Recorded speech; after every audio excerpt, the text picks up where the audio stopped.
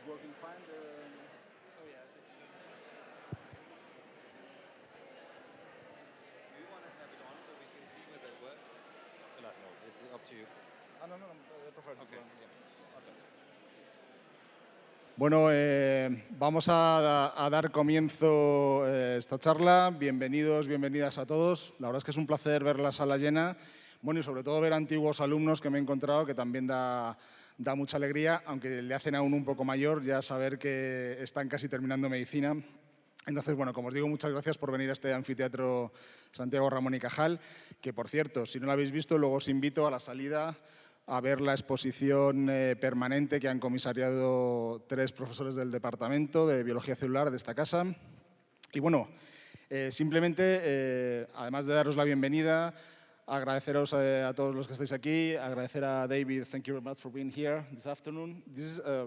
I only stay here in this room for very special situations, and this is one of them. So thank you very much for being here. Y bueno, a todos simplemente poneros un poco en contexto de lo que vamos a ver. Vamos a hablar de psicodélicos. A algunos de mis alumnos que los estoy viendo por ahí sentados ya saben que me pongo muy pesado con las etimologías porque creo que las palabras, las etimologías de las palabras, bueno, pues dan mucha información, ¿no? Entonces, psicodélico, si nos vamos al origen, es hacer visible lo invisible, es decir, manifiesta en la mente. Entre estas sustancias psicodélicas, bueno, seguramente conocéis muchas, el LSD, la mescalina, la dimetiltriptamina de la ayahuasca, la MDMA, la ketamina. Bueno, todas estas sustancias que antes se llamaban alucinógenas, un poco atendiendo a una característica puntual de estas sustancias, bueno, pues ahora parece que está otra vez este auge para psicoterapia asistida con psicodélicos. ¿Qué es esto de la psicoterapia asistida con psicodélicos? Bueno, es un nuevo paradigma en salud por razones bastante sencillas. Para empezar, porque los actuales psicofármacos convencionales, bueno, pues no se han demostrado que en muchos casos son ineficaces, y porque las nuevas investigaciones están dando resultados realmente prometedores. Resultados bueno, que en el tratamiento de trastornos como la depresión, la ansiedad, las adicciones, etc. También porque el uso de estas sustancias se está demostrando que tiene una toxicidad y un potencial adictivo muy bajo, y también porque los riesgos existentes son fáciles de controlar en un entorno médico y además con un acompañamiento terapéutico posterior. Por tanto, bueno, funcionan, digamos, como catalizadores de la experiencia subjetiva muy transformadora, ¿no? Solamente por hablaros un poquito de historia. No me voy a enrollar mucho, que aquí habéis venido a ver a David y a mí. Simplemente comentaros que esto de los psicodélicos no es nada nuevo, ¿no? Tiene una larga historia. Ya sabes que el boom de los psicodélicos empezó en el año 1943 con Albert Hofmann, cuando, bueno, con el descubrimiento de la LSD. Y a partir de ahí se descubrió, bueno, el potencial terapéutico de muchas de estas sustancias para el tratamiento, como os decía antes, del alcoholismo, de la ansiedad, de la depresión. Hubo un boom en la investigación. Lo que pasa es que a finales de los 60 del siglo pasado, digamos que el uso de estas sustancias salió un poco, ¿no?, pues de la clínica, de la investigación, y se popularizó sobre todo en Estados Unidos asociado a determinados movimientos contraculturales, pacifistas, bueno, revolucionarios. Por eso, a principios de los 70 se inicia una guerra contra todo este tipo de sustancias, sobre todo por parte de la administración Nixon en Estados Unidos. De ahí empezaron las prohibiciones internacionales, y a declarar muchas de estas sustancias de riesgo para la salud pública sin usos médicos reconocidos, ¿no? Este desprestigio en medios de comunicación, bueno, pues en todo el mundo mediático, acabó con la prohibición basada sobre todo en razones políticas más que en razones científicas, ¿no? Después de todo esto ha habido un renacimiento psicodélico y, bueno, después de varias décadas de sequía, en los años 90 comienza a haber ciertas investigaciones aisladas, como aquí en España, en Madrid, en el año 2000 con Bouso, donde fueron los pioneros en hacer un estudio con MDMA para personas con estrés postraumático, sobre todo mujeres víctimas de violación. Entonces, bueno, nuevamente esa vía se cortó, probablemente, bueno, sí, por interferencia político-mediática. Y luego, bueno, actualmente hay estudios y hay centros de investigación en Estados Unidos muy importantes dedicados casi exclusivamente a este tipo de sustancias. Tenemos la Johns Hopkins University, el Imperial College de Londres, de donde viene David, la Universidad de Zurich, bueno, aquí en España el Sant Pau, en Barcelona, y bueno, con resultados clínicos realmente prometedores y ya la designación de estas terapias como terapias innovadoras, incluso por la FDA, que años atrás las había demonizado un poco, ¿no? Bueno, en la actualidad hay obviamente una necesidad de nuevos paradigmas en salud mental y bueno, ahí el panorama es bastante prometedor. Hay estudios en fase 3 con MDMA o psilocibina para estrés postraumático y para depresión. La ketamina ya se ha aprobado para depresión en Estados Unidos y en Europa en 2019. Parece que va a haber una aprobación inminente para uso médico de la psilocibina y la MDMA en Estados Unidos. Se espera que dentro de unos 2 o 3 años. Bueno, y hay estados en Canadá y en Estados Unidos que ya han descriminalizado su uso terapéutico. Bueno, entonces yo creo que estamos en un momento bastante bueno para ver qué pasa con este tipo de tratamientos. Al final no se trata de sí a todo o no a todo, se trata de ver qué dice la evidencia científica y ver si bueno, este tipo de sustancias, que parece ser que sí, pueden ser utilizadas en clínica. Quizá muchos de los que estáis aquí en breve podéis hacer uso de ellas en vuestros tratamientos con pacientes, eso sería estupendo. Y nada más, no me enrollo más. Solamente deciros que luego al final, como siempre, habrá una ronda de preguntas, pero bueno, creo que si nos han repartido podéis capturar el QR que tenéis en pantalla porque para los más tímidos vamos a dejar que preguntéis por escrito. Si capturáis el código QR os llevará a la página de INAWE, pone contacto, tenéis que poner vuestro nombre y apellidos y escribir la pregunta. Un poco para poner a los que van a moderar las preguntas en contexto de quiénes sois y bueno. Y además, por supuesto, en el público puede contestar a todas las preguntas que necesitéis. Ya para terminar, solo agradecer a Inaway, que es una organización sin ánimo de lucro que se ha currado muchísimo el que David esté aquí. A David, que no sé qué concepto se va a llevar de España porque lleva todo el día de una en otra. Entonces, bueno, thank you very much, David. Y, bueno, evidentemente a la Facultad de Medicina de la Universidad Complutense, al vicedecano de investigación, José Ramón Regueiro, que, bueno, es que con José Ramón todo es fácil, nos lo ha puesto realmente muy sencillo todo para que estemos todos aquí. Y nada más, que espero que os guste la charla.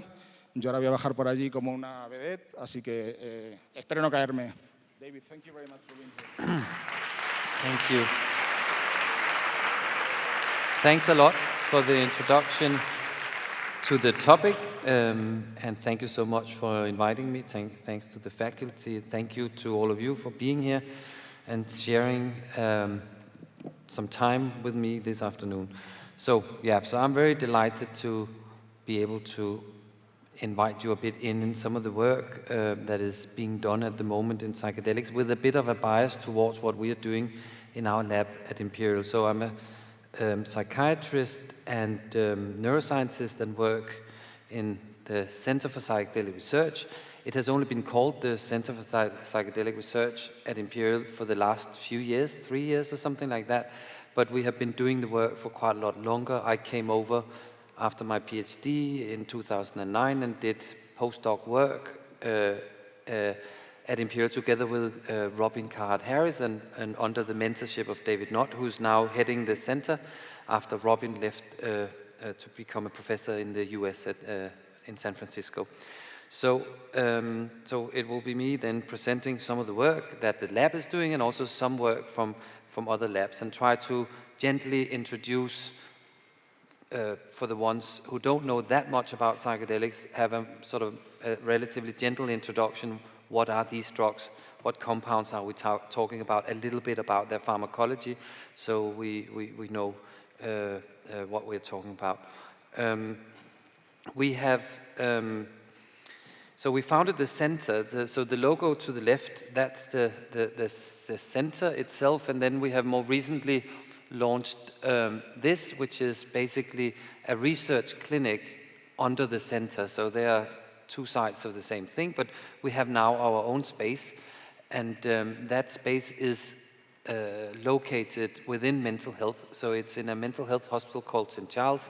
So that means in a way we are better suited to carry out mental health research with these compounds because we're in the right place and have our own room. So we have also been able to decorate the space in a way that suits these kind of treatments, because we pay, and other people also working with these compounds pay quite a lot of attention to the setting, to the context, to the environment. So we're working with artists, both the visual artists doing artwork and designers who are bringing in some natural elements, for instance, stone tables, so that it's still clinical, but it's not as clinical as normal, sort of gentle touch between something clinical and something more exotic and soothing and aesthetical. We are trying at least, and also composers making music for our trials, which is great, because music also plays a significant role in these trials. So, what drugs are we talking about? The classic serotonergic psychedelics, they are the ones that have been boxed in here on the left. They're typically the ones we refer to when we talk about classic serotonergic psychedelics. One of them is mescaline, that exists in the peyote cactus, has a long history of ceremonial use. There is DMT, which is a psychedelic active compound in the brew that has been used for thousands of years in the Amazonian jungle, in shamanistic cultures. On its own, DMT is not orally active. It only is orally active if it's ingested together with MAO inhibitors that prevent it from being broken down in the gut, and then it becomes orally active. And that is what's happening in this combination of plant materials that are in the ayahuasca brew. But we can't really in the UK do studies on that, or on the mushrooms, for instance. We use the specific synthesized or highly up-concentrated and cleaned up compound. In our case, so far, we have only used synthesized from the lab drugs, and a lot of work we are doing is now with DMT. We use intravenous infusions of DMT. It can also be smoked, and then when either of the two, then you have a very short experience of maybe up to 20 minutes, whereas if you drink the brew in form of ayahuasca, it's much longer and have the same duration as if you ingest orally mushrooms or just the pure psilocybin, which we are using in capsules. Then you have the last one, which is a synthetic one that was developed slightly randomly by Albert Hofmann in Switzerland, in Basel, where he worked in a company called Sanders around just before Second World War. And then he came back to the compound because he accidentally tasted it and had a very strange experience. And then tried it again, and then shared it with psychiatrist colleagues, because he thought, this could be used to understand the brain, the mind, potentially mental illness, maybe psychosis. So then it spread out and started being used as an investigational tool to understand psychosis. But then it appeared that people actually had quite therapeutic effects from LSD experiences, and that was sort of what kickstarted the first era of psychedelic science in the Western world in the 1950s and 60s, where around 40,000 patients were treated typically with psilocybin or LSD, but also some with mescaline. So that happened in that period. A lot of work was actually being done before the whole thing was closed down. So LSD also has you can see that the effects of LSD very long. Unless you instead give LSD intravenously, then you can have a much shorter experience. So in a way, depending on how you administer it, you can decide more or less how long it's going to last. So you see, mescaline is a very long experience. LSD is a very long experience. That makes it slightly more inconvenient to use it in therapy, because the sessions will be very long and we would have to stay at work for a long, long time, and people might have to stay overnight and so on. So it's a bit simpler with something like an oral dose. That's still a long therapeutic session, but that's feasible and works quite well, as you hopefully will see in a little while. But interesting also to develop and test whether a short psychedelic experience with a drug like DMT could also be therapeutic. because you can see that would be even more convenient and cheaper, and therefore more easy to implement in a health system, because you need therapists around the drug experiences. That makes it complicated and also expensive, but that's important for the safety of using classic psychedelics. In terms of molecular structure, you can see that they are a little bit similar, all of them, and they're quite similar in structure to serotonin, which is one of the key messenger molecules in the brain. The serotonin system has around 14 different receptors. It's very important for regulation of mood, appetite, sexual functions, and other things. So it's a very old and very preserved system in the brain. And then over to the right, I have made it a bit more darkened here, because I'm not going to speak much about these compounds, but they are equally interesting. So they are often referred to as atypical psychedelics.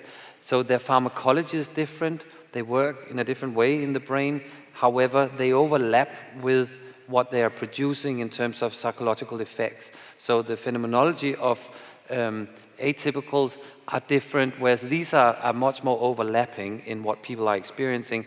These ones are a bit different. MDMA, often referred to as a psychedelic stimulant hybrid, because it has some similarities with stimulants like amphetamines, but also with psychedelics. And this is a drug that you know also as ecstasy, but in its pure form MDMA, it's being developed, and actually it's quite far in the development for treatment of post-traumatic stress in a psychological model with therapy around, and at the same time with MDMA. It is quite far in the development. The phase 3 studies have just been completed, as far as I'm aware. It's led by an organization called MAPS. Most of it has happened in the US. Now studies will happen in Europe, and I think maybe even in Spain. And the very first part of the MAPS program, some of the very first studies were actually initiated here in Spain. But now that was then stopped for a number of reasons, and then done, and took a long time, but now it's getting really close.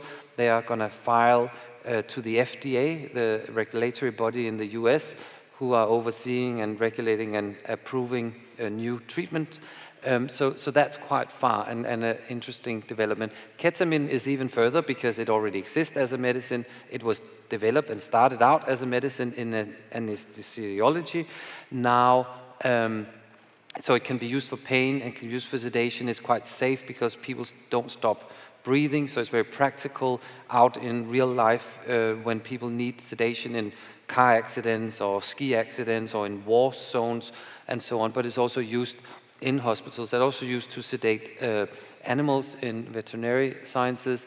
But it is often labeled more as a dissociative psychedelics, because the experience is more dissociative. And that it shares with ibogaine, which is also a very interesting compound, being at the moment a bit earlier stages, tested for different things, including opiate addiction. It is less safe to use. It has a very different pharmacology, works on a lot of different targets, including some in the opiate system, and it has some tricky features related to heart, so therefore a lot of monitoring and close to intensive care and all that needs to be in place if you use ibogaine. So it's more tricky. We hope to do some imaging work at some point with ibogaine. Ketamine, we are doing some imaging work. It's quite well established, well described drug, but we are doing work with it. We are trying to see whether we can measure plasticity in the living human brain with ketamine in healthy people. Ketamine has been, as I mentioned, came from anesthetics, but have been repurposed, redeveloped, tested throughout all the phases, and now licensed in many countries as an antidepressant with indication for treatment-resistant depression in nasal spray form. So a company called Janssen did all those trials, and in a way, instead of doing the normal ketamine that already existed, they just took half of the molecules that is turning one way, so the S-ketamine, and called it Spravato, and it's then given through a nasal spray. And that is licensed many places, but not that used as far as I'm aware. A lot of clinics who are using ketamine to treat depression, they use the good old one and then do it intramuscular or intravenous. It's cheaper, the drug itself is cheaper. Obviously, then you need to pay for some doctors for the administration and so on. But anyway, there's all these different versions of ketamine that are being used at the moment, and that field is expanding. And then later on, if some of these drugs make it all the way through the testing phase and are given approval because of good efficacy and good safety, then obviously then it will be a cost-benefit analysis whether they will be implemented into public health systems. But that's where it's heading at the moment. In terms of the effects of these drugs, as you can see from all these different terms listed here, they are very different from other drugs. I mean, yes, these drugs in most countries are illegal, the classic serotonergic psychedelics. So are a lot of other drugs like crack cocaine, other stimulants, opiates, alcohol. Alcohol is obviously not illegal. But you can see that these are quite different experiences that people typically have on these drugs. So that's why they are so different. And actually the name psychedelic, mind or soul revealing or manifesting, it's a pretty good term because you can see some of these sort of profound sense of oneness or unity, strong sense of connectedness, insightfulness, meaningfulness, even spiritual character to the experience, a blissful state. This is when it's all beautiful and works in a very nice way. Sometimes it can be much more challenging. I'll come back to that in a moment. But a deeply positive felt mood is very typical. Transcendence of time and space. Things can be more than one thing at the same time. It's very difficult to even get in a verbal representation what did you actually experience. It's quite difficult to even explain. And also a profound sense of that it feels so real that people sometimes almost feel that what they experience is more real than reality. And that can also be therapeutically tricky. And there's some flip sides to that potentially. In terms of their safety, the good thing is that they do not form a dependent use behavior pattern, so they don't cause dependence, the classic serotonergic psychedelics. And that's probably part of the reason for that is their pharmacology. They work not really in the dopamine system, not really in the opiate system. They work more directly into the serotonin system. MDMA, same thing, although MDMA has some dopaminergic and noradrenergic effects, most of the effects are again in the serotonin system, and MDMA is also quite a lot less likely to make people dependent. Maybe somewhat more risky for dependence than if you use it a lot than psychedelics. It's also easier drug to use a lot than psychedelics. Psychedelics are so profound and people don't feel like using them very often because it's a challenging thing to go through on a regular basis. Brain toxicity, we have measured with PET imaging different markers in the serotonin system, so the target system for the drug, to see whether long-term recreational use of psychedelics are having impacts on these different markers in the serotonin system, and there doesn't seem to be on these investigations anything concerning about the impacts on the serotonin system. They don't seem to be toxic to the serotonin system, and therefore they also have a good therapeutic window. It's not that they affect the blood pressure and heart rate a tiny bit, but not to a degree where it's tricky if people don't already have a massively high blood pressure. And it's transient. Same thing with some of the more negative stuff like nausea and headache. That can happen for some people, particularly with something like ayahuasca. People get really quite nauseous quite often. It's then built into the rituals as a purging phenomenon, but I've still listed it as a side effect because I would say no matter what, nausea and vomiting is kind of a side effect, which if you speak in pharmacology. But they're also transient while the drug is on. In terms of where they are tricky, that's more with the psychology. So they are much more tricky psychologically than most other drugs, right? So they're really different on so many levels, the pharmacology, their safety profile, but also where they are tricky and risky. So they can really unravel a lot of material, even subconscious material. It can be relational, traumatic material that can come up. That's also why they're so interesting to apply in therapy, but that can also mean that if you use them outside a safe setting, not well prepared, then they can be totally overwhelming for some people. If whatever comes up is very difficult, they can cause what is called bad trip when it's outside a clinical or any kind of other more therapeutic kind of setting. So that's where they are tricky, and in a way much more tricky than something as pleasant for most people as an opiate experience or a stimulant experience. They might make that you stop breathing at some point or overdose or get deeply dependent, but the experiences are typically easy and pleasant and euphoric. The psychedelics, they can have some, they can be a bit euphoric, but often they're sort of more profound and can also be psychologically tricky and challenging. When you rank the different compounds, all these different drugs that people are using, including alcohol, you come up, David Nutt, 12 years ago in The Lancet came up with this, together with a panel of experts who on preset parameters were ranking a number of different factors related to harm. And when you then created the total score, which is the height of the bars here, alcohol came out as the most harmful compound compared to all other compounds. If you only look at the blue, then it's just harm to the individual.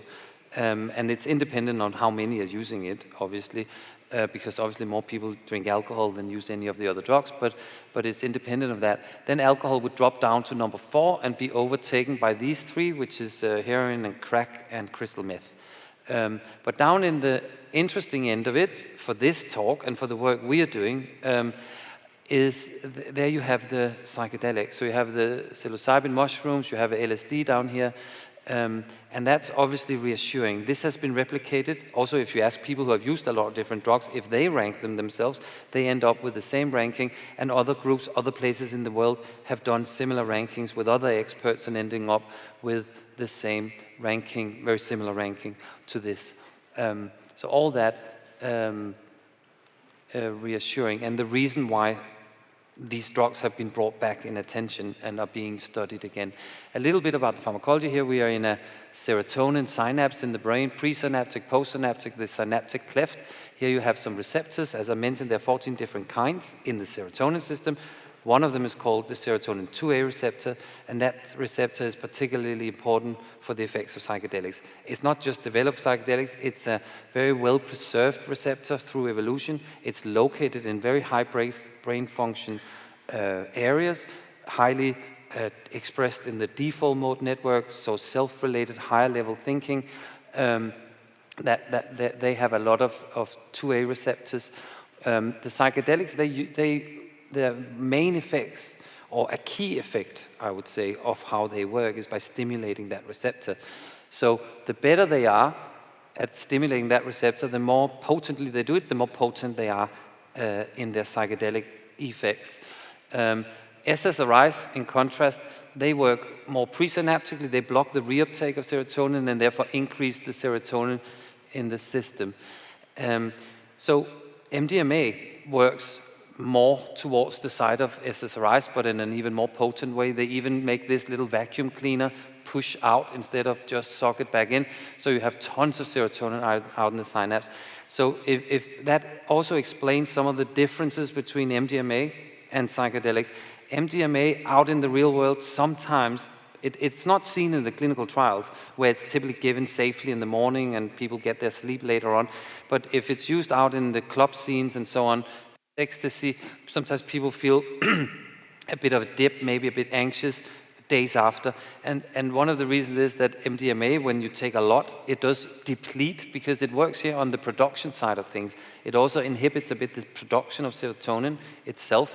So if you deplete all the serotonin out here and also inhibit the production of it, if you take it a lot, you will deplete your system. Psychedelics, they don't really interfere much at all over on the production side of the synapse. They more mimic what serotonin itself is doing and stimulating some of the targets that serotonin is doing. So that's also interesting differences between these drugs. So I already mentioned that. We can also use PET scans, and here you have some nice PET scans. These are scans, so images of this specific serotonin 2A receptor. This is the warmer colors, the more you have, so you have a lot in these cortical areas, less down in the subcortical areas. And the more of these receptors that we occupy with psilocybin. So we give higher and higher doses, we see more and more drug effect, and we see more and more binding and blockade on these serotonin 2A receptors. All that pointing towards an important role of the serotonin 2A receptor for the effects of psychedelics. And this, in a way, seals the deal a bit, that if you selectively block that receptor, you take away, you mute this psychedelic experience. And also some of the mood-improving effects of the psychedelics. So, enough about the 2A receptor for now. A bit about the history. These compounds have a very rich history. I think maybe it was mentioned a bit in the introduction, my Spanish is incredibly crap, so I didn't fully understand, I didn't actually understand at all. But basically, they have been used for thousands of years in different cultures. There are cave paintings, different places in the world, thousands of years back. Rich history in South and Latin America, where you have ceremonial, shamanistic, cultural use of ayahuasca in ceremonies. And basically, if we go quickly through time, but also psilocybin in many places throughout history have been used by different cultures. You have ibogaine in Africa, long history of use there. If we go back up in more modern time, this is the last 125 years, there you have development and discoveries of drugs like ibogaine. Merck developed, a German company, MDMA in 1912. And then you have Albert Hofmann around Second World War with LSD, and he also was the one who synthesized psilocybin in the 50s in his lab. He worked for Sandoz, a pharma company in Basel, and developed both drugs in that capacity and shared them with therapists and psychiatrists. And some of these drugs in this era was, as I mentioned, used to treat a lot of patients. And it also was important in our understanding of the role of serotonin and the serotonin system, some of the work done with these drugs. So they were interesting tools, both therapeutically and also in terms of neuroscience discoveries. Then later on, around 1970, you have the UN conventions coming in and starting regulating, scheduling the different compounds. And the psychedelics, these classic psychedelics, they all ended up in the most hardcore category. They're also political important things. It was around the time with the Vietnam War, you have political movements against, from the Republican Nixon and so on, against counterculture, anti-war movements. And that was in particular where a lot of these substances were used outside the therapeutic room. So also political things happening. And interestingly, in the 60s, you had actually a lot of support also for a person like Bobby Kennedy, who was probably would have been president if he hadn't also, like his brother, been assassinated. He was very supportive for a long period about psychedelic therapy. But anyway, it was come to a pretty abrupt end, because when they're classified like that, they don't have, per definition, any medicinal use. That means end game for studying them in medical research or any kind of clinical setting. And that is reflected here. Here you have a graph showing some of the publications that came out, and this is all related to this first era. And you have a peak here, and then it goes down after the ban. Then it's sort of, there must have been data that accumulated and people still writing papers, but not much work at all was done in this period. Then in this new era, the psychedelic renaissance, as some people call it, these drugs are back in focus. They are back being studied by academic groups. There have been a number of different groups around the world, not that many actually for years, but right now it has really taken velocity. Tons of groups and big universities and smaller universities are doing psychedelic scientific work, and a lot of companies have stepped in to the space as well. Also, in this country, a lot of important work were done even quite early in this renaissance. A couple of examples here by significant contributors to the field, like Reba, Buso, and you also have more recently interesting new books about psychedelics. And actually, two of the authors of these books are here. And also, there's a thing sitting on the door, so you can take a photo of the QR code and find out more about the books as well afterwards when you leave the room, if you're interested. As I said, a lot is happening, and this is reflected on clinicaltrials.gov, where you can see a lot of trials being listed with these different compounds. It shows that there's quite explosive interest in such clinical trials. You have a number of companies doing a number of trials, a lot of them in phase 2, but moving into phase 3. So the maps with the MDMA for PTSD, as I mentioned, are very far. So they are filing now and waiting for the, no, they haven't filed yet. I think they are working on the filing, and then it's going to be evaluated by the FDA and later trials in Europe and so on, and similar with the EMA and local authorities in different countries in Europe. And then you have Compass Pathways using psilocybin for treatment-resistant depression, doing trials there. They are going into phase 3 soon. So again, getting quite advanced in the development. They also looking into PTSD and anorexia nervosa. You have other companies looking into other compounds. You have small pharma using DMT, so these shorter experiences, also to see whether that works in depression. I'm involved in some of that work, and the team at Imperial, where I work, are involved in that as collaborators. So why is this happening? Why did it come back? I mean, first of all, I think time has, although time has been wasted, you could very, I would say, justifiably argue that time has been really lost. However, because of the stigma, because of the controversy, because of what happened politically and on a UN level, then sometimes time needs to go before it's even, before the time in a way is ready to reapproach and rediscover and work again with these compounds. But even more importantly, there's a massive gap. I mean, there's a need for new treatment models. In psychiatry, you had a breakthrough in the 80s with the SSRIs, fluoxetine or Fontex was developed there. Since then, not so much. I mean, you have, some companies would be probably irritated, but it's a bit like, different molecules over the same recipe, which are valuable and meaningful and fine, but is not any particular breakthroughs in mental health and in depression in particular since then. So not that much has happened, and a lot of people are massively struggling. Depression is an increasing problem for an increasing amount of people and an increasing burden for global health, and also it's costly as well, with many people struggling with depression. So there's a big gap and a big need, and also there are people not responding even to the treatment. So around a third respond quite well on SSRIs, a third a little bit and with some side effects, and then you have a third that don't really respond. Even if you try different classes, people still don't really respond for their depression. So that means that there is a need for new treatment. Also in SSRIs and also other medications that we use in mental health, sometimes people feel that they're a bit closed down. There's a lid on them. It's like you are numbing.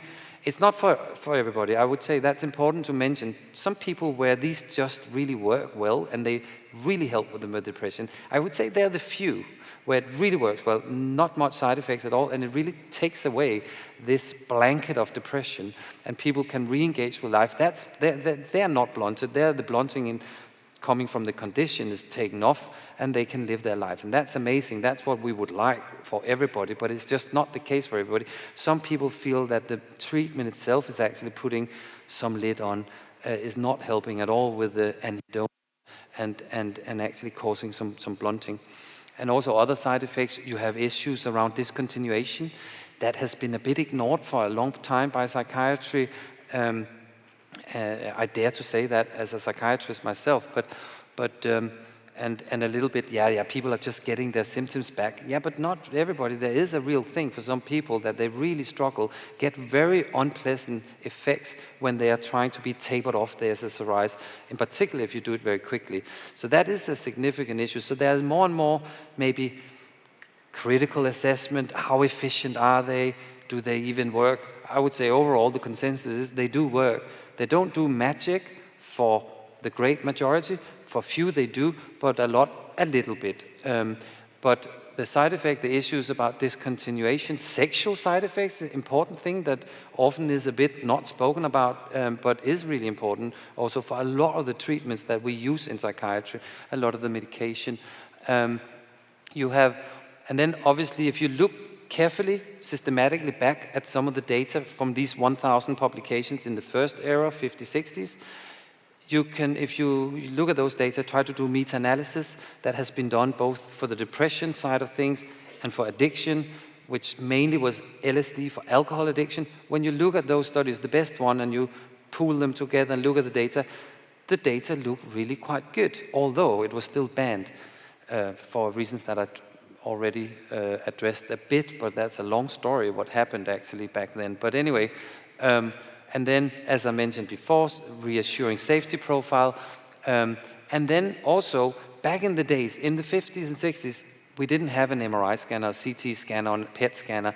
The EEG, MEG was not particularly developed. So it's not to say that now we have these amazing tools and we can understand everything in the brain. We really can't, but at least we can touch on the top of the iceberg of what's actually happened inside the brain in a living person, in patient populations, to try and understand disease better, and also to understand and explore how treatment models work, new treatments, already existing treatments. That informs us about the brain, it informs us about the conditions, it makes us better at targeting treatments in the brain, and also just to understand better what we are dealing with in terms of these new treatments. So all that is also supportive of it. There might also be some counterculture, anti-establishment, anti-expert, anti-big pharma, and a seek towards something from nature, long history, cultural uses in other cultures that is appealing in a time we are in. So I think there's a lot of things that happen at the same time. So that's probably not what has driven science to take it back, but that might be what's driving an interest. It's so hyped, and one of the reasons I think is some of those things. Obviously also some of the science and some of the scientists, including our team and others, have also been pushing the hype by trying to knock down some doors and trying to say, these data are interesting, these compounds are interesting, these experiences are interesting, and something, they need to be studied more. So, you know, and by doing that a lot in the early phase where it was really difficult to in a way, get support, get funding to do the research, be allowed to do it, get the approvals, then some door knocking was important. Now it's more time where we, you know, take a little bit cautious step back and are, you know, just evaluating the data cautiously without pushing the agenda too much, because now the hype is really there for a lot of reasons. In terms of some of this neuroscience that I talked about, this is neuroscience, but this is not neuroscience from psychedelics. This is some data from depression, where it's a often found feature that you have some hyperactivation in medial prefrontal areas with scans, and you can see that you dampen some of that activity down with some of the treatments when they work. So you can see some of these, when they work, they dampen down this. That has been tested and shown and described with a number of different treatment models. Also, another thing is that within this self-related thinking network in the brain called the default mode network, you have hyperconnection. So mid-frontal regions combined with posterior cingulate, they are too connected. They are too much in synchronicity. And when they are that, then it seems to be people be trapped in thought patterns, so it correlates with rumination. All those, they are data that just existed already when we did our first neuroscience explorations of psychedelics. So we took these drugs into a scanner. First, we actually took it into something that looked like a scanner, but was not a scanner. It was just an empty cell, but it looked like a scanner, to see, can people actually undergo these strange experience, altered state, mind-expanding experiences inside a big donut. And then after that, we then did it in real scanners, in healthy people, and we used people who had tried psychedelics before, so they were pretty comfortable with it. So that was some of the early work we did, and some of what we found was decreases in neural activity or bolt signal, and also blood flow measures with ASL, which is another way of using MRI scans, to see a decrease in brain activity, particularly within this default mode network. And not only that, but also a decreased coupling between posterior cingulate and medial prefrontal regions. So exactly the opposite of what was happening in rumination, where you had an increased coupling. We found in these healthy people, not patients, healthy people, we found a decreased coupling, we also saw, in addition to see this breakdown of connectivity within this self-orientated default mode network, we also saw an increased connectivity between that network and other networks in general. And that is what is represented in this mathematical model from our first brain imaging data, that you hear in the placebo, you have the different networks represented by colors. So each little tiny dot is a brain area, and they are then working in networks. That's how the brain develops from childhood to adulthood.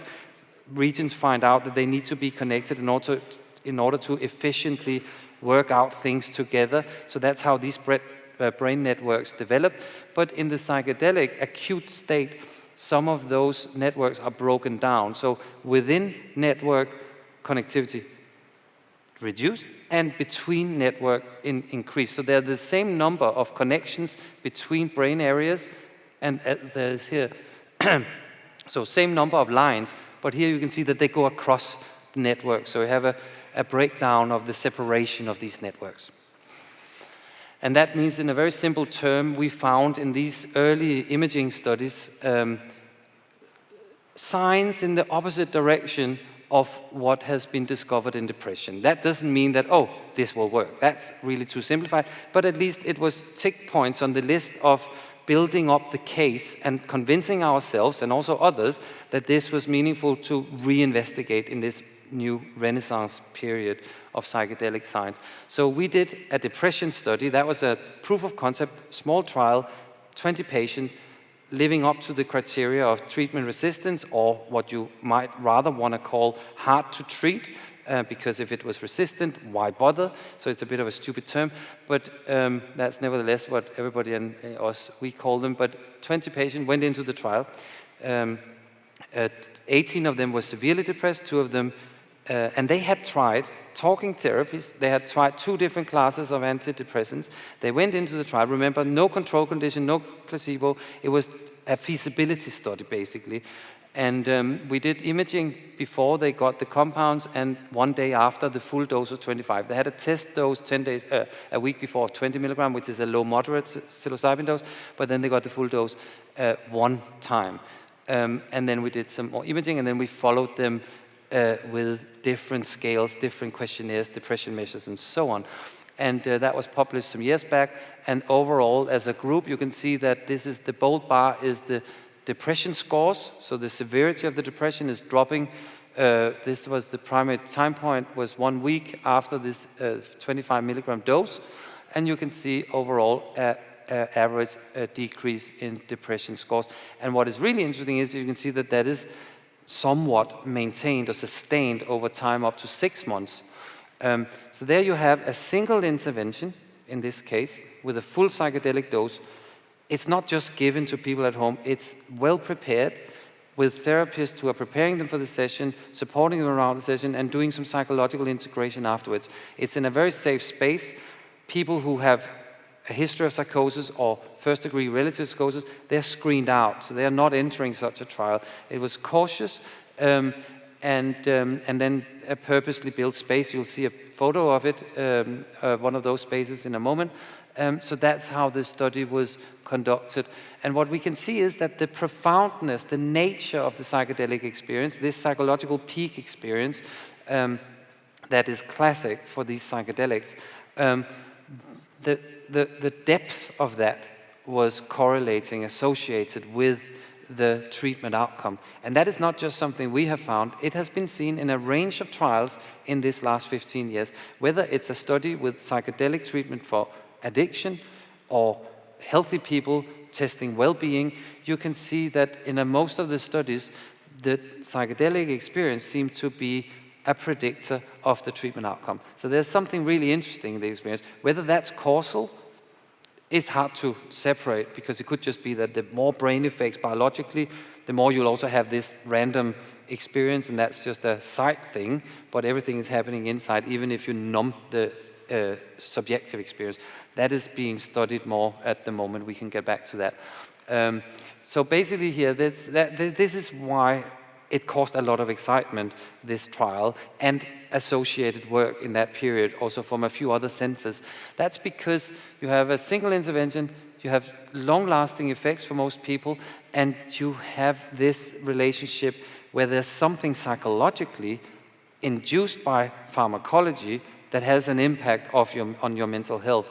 So it's an interesting and beautiful, I would say, encounter between pharmacology, psychiatry, and psychology. Then, just to show that these are some of the other work happening from our and other groups, there are data from increases in well-being in healthy people, pilot data showing reductions in OCD symptomatology, and end-of-life distress being decreased, anxiety, addiction, mainly alcohol and tobacco cessation, but also now work is being done. There's set up work in crystal meth and cocaine addiction in the States. We are going to do opiate addiction. That's also done in the States in parallel with us, hopefully starting it soon. And not just our study, but also other studies that have measured depression, also with ayahuasca. And decreases in suicidality. And also, when you look at depression measures in different trials and try to see how long did they measure it, the severity of depression, you can see that there are long-lasting effects after these single interventions in most trials. So that's interesting. So it's not just our random little trial. And also you can see it here. This is 233. That's the most recent massive study in depression. It's the big Compass Pathways, the company doing psilocybin. They have tested 1 milligram, which is a tiny, tiny microdose, compared to 10, which is a low moderate dose, and then the full, as we all are using as a therapeutic dose, that gives a lot of people this mystical type psychological peak experience. And you can see that there are significant treatment effects even at 3 months after this single intervention with psychological support. Okay, so what we did instead of doing the same study, because that was in a way our initial plan, but people from our team was also advising Compass and then they were exploring with the FDA and other authorities what model, what testing paradigm, what design should they use, because you can't completely placebo control a psychedelic experience. So, and therefore they went with this 1 milligram, 10 milligram, 25. Then we changed in order to add to the field something else. We then did a more mechanistic comparison of a conventional SSRI, gold standard, good efficacy, good safety, good tolerability, compared to other SSRIs doing quite well. So we use that one, and it's very, very serotonergic. It has very selective affinity for the serotonin transporter, so the effects is mainly in the serotonin system. So the same system as psilocybin, but as I showed earlier, in a different way. And then we compared that to 2 sessions with a full dose psilocybin. Here you can see the setting, and actually it's a bit wrong because in our setting there always are 2 different therapists sitting, so one on each side. So there should be another one sitting here. In this case, that's a good reason why there isn't in this case, because this is actually not a patient. This is the psychiatrist playing a patient, so that might be why she's missing here. In order not to expose a patient on BBC and so. Actually, there were patients filmed that had consented to it and were part of the documentary that was on BBC at some time ago. And it was published last year, and this was the design. So we randomized people, so they randomly ended up in 1 out of 2 arms. So either in the left arm, and that was with proper psilocybin sessions with a full 25 milligram dose.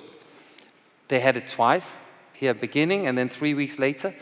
And then they got also daily capsules with nothing, with placebo.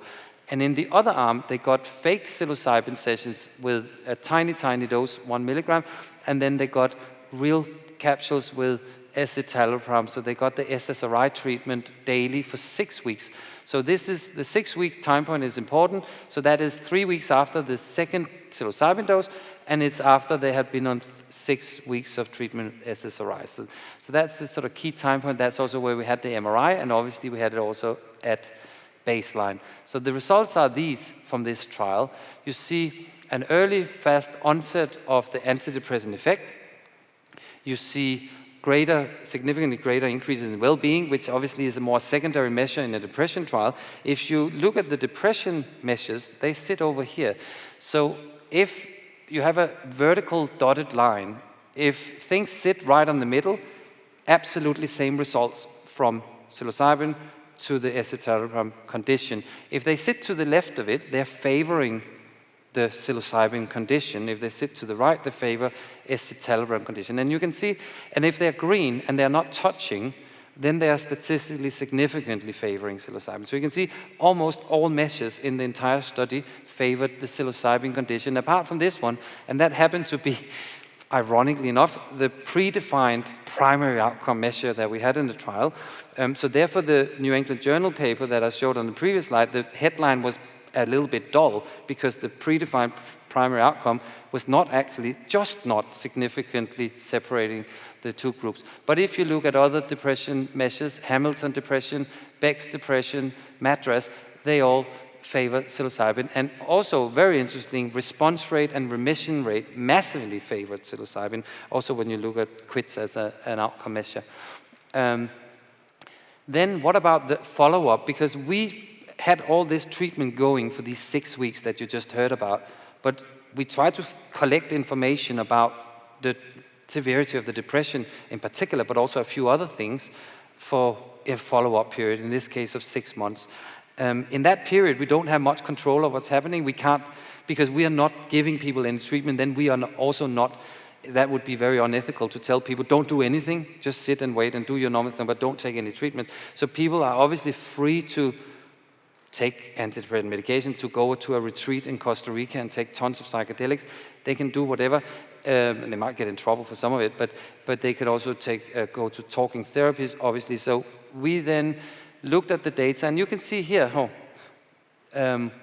these are the follow-up period data that this is starting point, this is the first 6 weeks to here, and this is up to 6 months. And you can see that the quits measure, the one that didn't separate at 6 weeks, it also really doesn't separate at all. You can see they lie very much on top. But interestingly, you can see that this plateau here is lower than the starting point. So overall, and that you can see here from these p-values, overall, in the psilocybin arm, significant lower depression levels compared to how it was at starting point, and same thing in the escitalopram arm. So overall, there were sustained antidepressant effects in both arms here. Then the million-dollar question is, was there then a difference in what people did in that follow-up period? Did they all the people who ended up randomly in the escitalopram arm, did they feel, damn, I didn't get any psychedelics, that's why I wanted to be in the trial, now I go to Holland in a retreat, or just buy it online on the dark web and spend all my Bitcoin or whatever. But when we look at that, you can actually see that, so this is the people who came in the escitalopram arm. There were only 4 of them who did go out and take psychedelics, and there were 19 that didn't. And when you compare what people did in terms of how many took medication in this follow-up period, that was 10, 13 didn't, and 9 did talking therapy, 13 didn't. The data over in the psilocybin arm is very similar. So it's not that there were any clear pattern of people behaving very differently that could explain what happened in the follow-up. So that doesn't really make us much wiser. And yeah.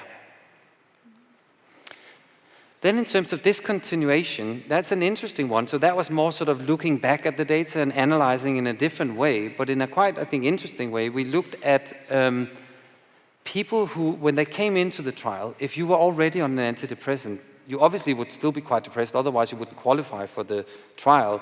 But a lot of them were on antidepressant. A third of the people, they were on some kind of antidepressant when they came into the trial. Then they needed to be tapered off, right? They needed to be stopped because we couldn't give the psilocybin on top of an already existing, in particular because they were going to be randomized and might have been given an SSRI, so it wouldn't make much sense. So they needed to be medication-free.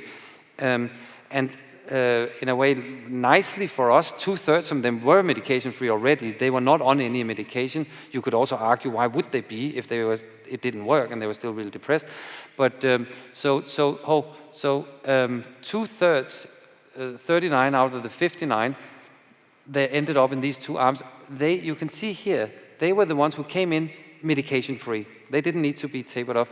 And there they really separate, even in the first 6 weeks. This is just the first 6 weeks, and this is with that measure that overall didn't really separate. But here it does, because the people who were not on, who came more purely into the trial, massively favored psilocybin again. Whereas you look at the third of the people who had to be tapered off an antidepressant, they responded better to be put back on an antidepressant, the SSRI, and they didn't respond as well to psilocybin. So you can see that this nil finding with the main outcome quits was driven by these people who had to be tapered off. And then it opens a lot of questions. What do you actually then do in real life in the future? Do you keep people on? Do you take people off? If you take people off, oops. The COMPASS trial data haven't really seen this. So maybe it's something in our data we don't know. But it's important to find out for sure what is the right approach. Can people stay on the antidepressant and then be given a psychedelic on top? Or as they can for ketamine. Ketamine, they can be on SSRIs and then you just give a ketamine. That makes it more convenient, more feasible, easier for the patients, easier for the clinicians. You can also say it's a bit polluting to be on tons and just put more on top.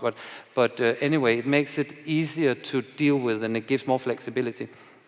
But here we can see that some of the same issues have been seen with MDMA for PTSD treatment. So if people have to be tapered off an SSRI, they don't respond as well, at least in some data reported by MAPS, the ones who are developing MDMA therapy.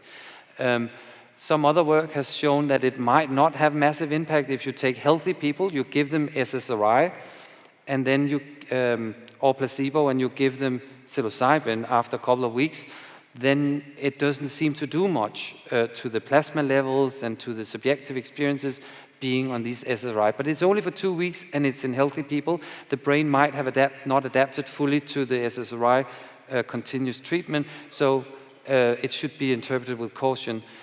COMPASS, when they did this big trial that I showed you before with 233, 19, they were allowed to stay on SSRI, so they were testing that carefully, and in that little sample, they didn't seem to do worse or better than the rest of the sample. So again, it looks from their data like it might be okay to stay on an SSRI.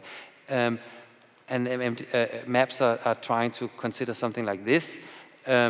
What we looked in our own data, so we have, in addition to all the trials we are running in the lab, we also do some global online surveys. So naturalistic, prospective surveys of people who are consenting to fill out information online if they're planning to do something related to a psychedelic. We have a range of different trials. So we can collect data from people in Buenos Aires and whatever on this online platform if people consent to it.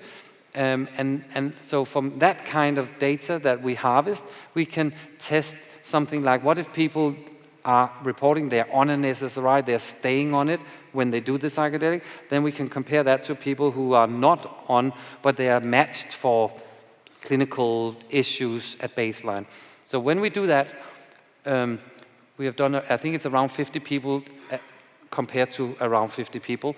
And you can see here that these guys who are on the SSRIs, on the antidepressant, is SSRIs and SNRIs, so serotonin and noradrenaline. If they are on antidepressants, it reduces, in this case, the mystical experience, in this case, the challenging experience, in this case, the emotional, breakthrough. That was actually the word I was going to say. Okay, so maybe this advertisement for NEC. I don't know what NEC is. Or is it my computer that died? It might be. It had a lot of power and there's something wrong. I think there's a charger. That would take a while though, in that bag over there. I apologize for that. It had 80%, I don't know. That's weird.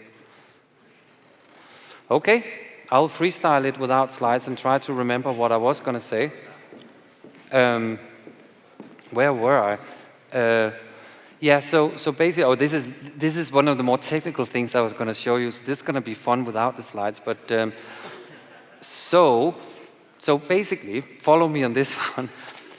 If they're on an SSRIs or an antidepressant and they go through a psychedelic experience, in our data, it looks like it reduces the psychological experience, both negative and positive aspects of it. But just before it cut off, there was also the perceptual changes, so visual perceptual changes, they didn't differ. So if this was a very pharmacological effect, because SSRIs, they could downregulate the 2A receptor, the one that the psychedelics are working on. If that was the case, you would also expect that it would also dampen the perceptual changes. If it doesn't, and it's only the psychological experience-related things that it dampens, that to me, that suggests that it might be that the SSRI might actually have a blunting effect, and that's why the psychological experiences are blunted, but the perceptual are not really affected. So this kind of data is quite interesting. It's obviously not perfect data, it's just survey data, but it's helpful. Just to make sure it's doing the right thing. Yeah, I think it typically takes a little while, unfortunately. I'm really sorry about this. But it's the right connection here. Yeah, it should work. Okay, so what did we then do? So after this, I was gonna talk to you about, let me think, about expectancy. So basically, if you measure expectancy, which is a very interesting thing to measure, it's often not measured, and it should be in trials in general, whether it's psychedelic or other kind of trials, is what expectancies do people have to the treatment they're going into in a trial? Do they have massively positive expectations to it? It's important to assess, because then you can also start looking at, is the degree of the expectancy associated with the outcomes? And in this case, it's particularly interesting to look at because you have two different conditions. Either they got psilocybin or they got escitalopram. So we assessed their expectancy towards a positive outcome for each of the two things before they knew which arm they were going into. And there we could see that people had higher positive expectations towards psilocybin. You would also imagine that in such a trial, that there is a selection bias. It will attract people who are interested in getting a psychedelic treatment. Let's see if we can get it on. I don't know if something else went completely bonkers with it. So when we look at that, higher expectancy towards psilocybin, that's expected. But what is quite interesting is that the expectancy towards a positive impact of escitalopram, that was associated with a positive outcome from escitalopram. So there was a relationship between the more you expected this to work, the better it did work for the escitalopram.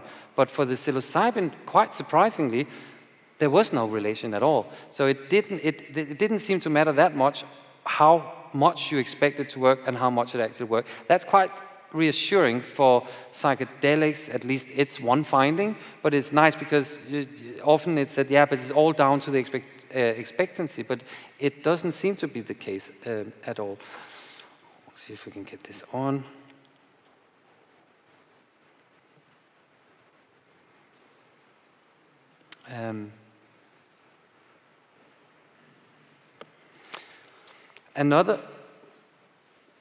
Another thing is now it's trying.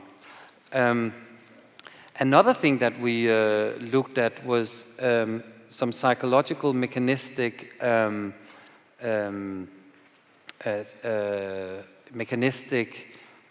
tests in terms of, we measured rumination.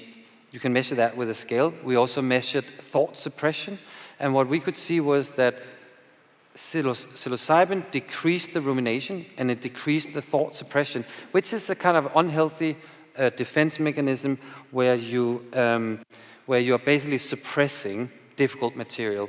That function, that negative, unhealthy defense was reduced with psilocybin, but not with escitalopram. So that's a psychological interesting mechanism.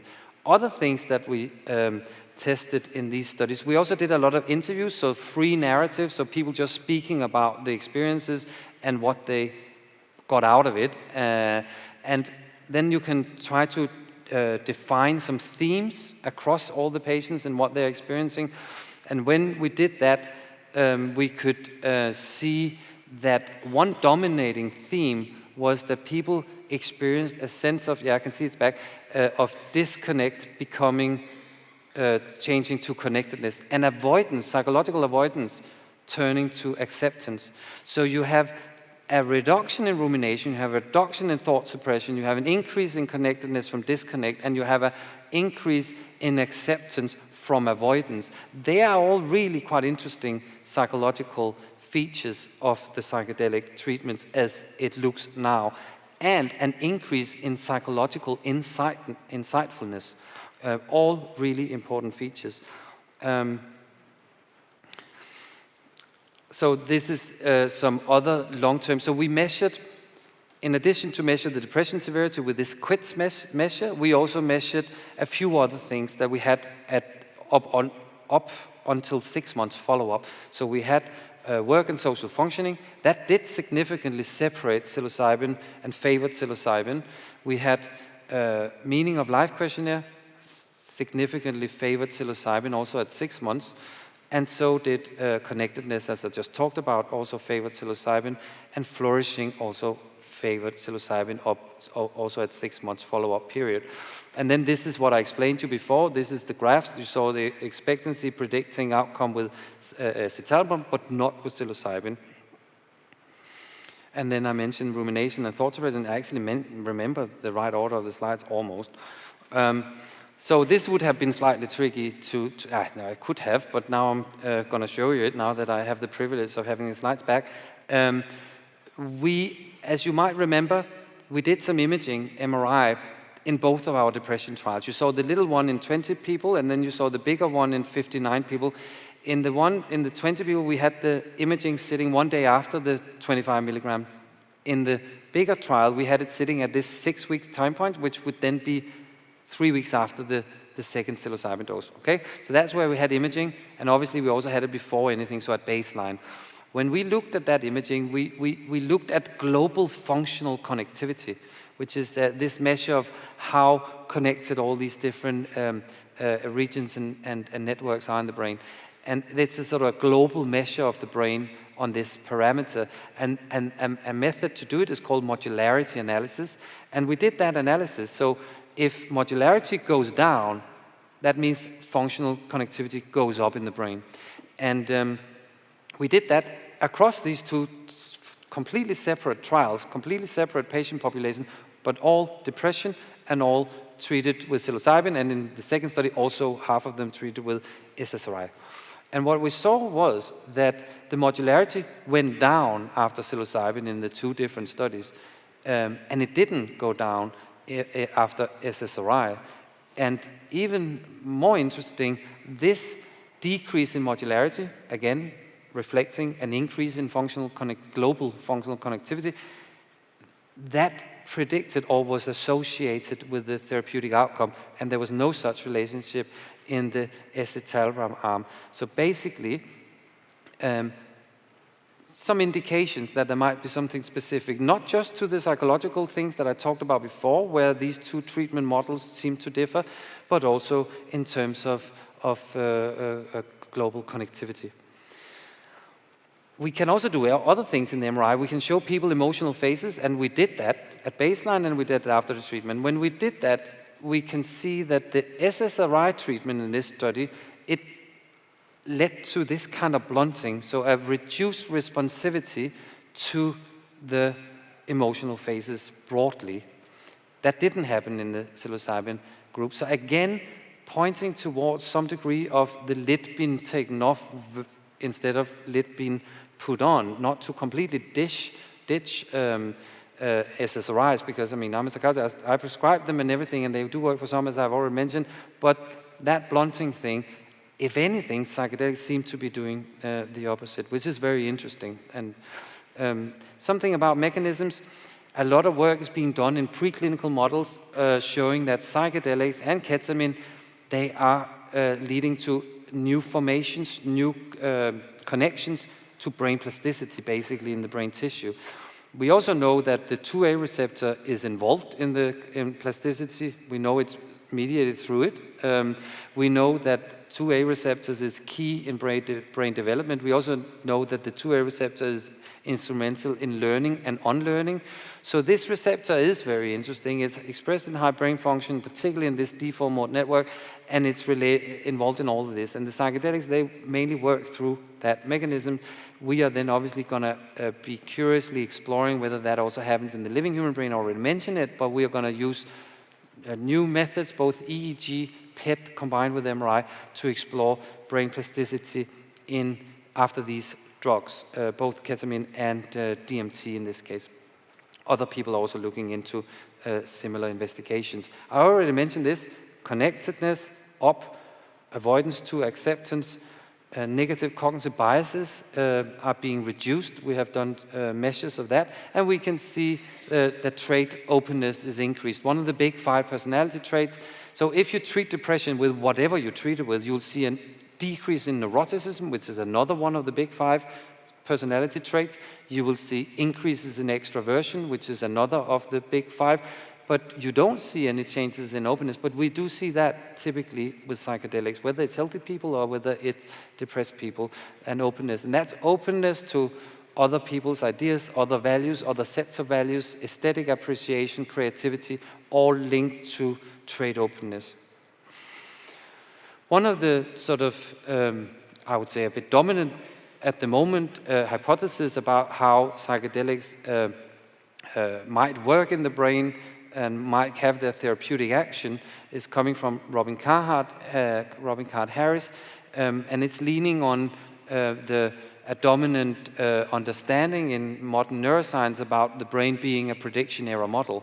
So I don't need to look out here and take every visual input into my brain and really hardcore process it to understand what it is I'm seeing. I just need to have a glance of it, and then I already have an idea because I have a lot of experience already in seeing different things. Maybe not specific, a beautiful hall like this with all you amazing people, but something, you know, whatever. So basically, you have these perceptual inputs. You don't need to process them that much because it held up against priors or pre-existing models in your brain of how everything looks and feels and sounds, and also on an emotional level. So you just test it up against it, and then if it seems to be okay, then you don't need to process it much more and spend more energy and more time on it. That's efficient, that's smart, and that's normal part of brain development. However, some of these models of the brain, the way that we perceive and understand the world and ourselves in the world and just ourselves, they can be quite unhealthy. It could be that a model is about that I'm not good enough, I'm not worthy, and then no matter what I experience, if I walk through past somebody in the park and they're not saying hi to me, I would interpret it as it's because they don't like me, I'm not good enough, I'm not worthy of them saying hi. That's because my model is fixed in that way.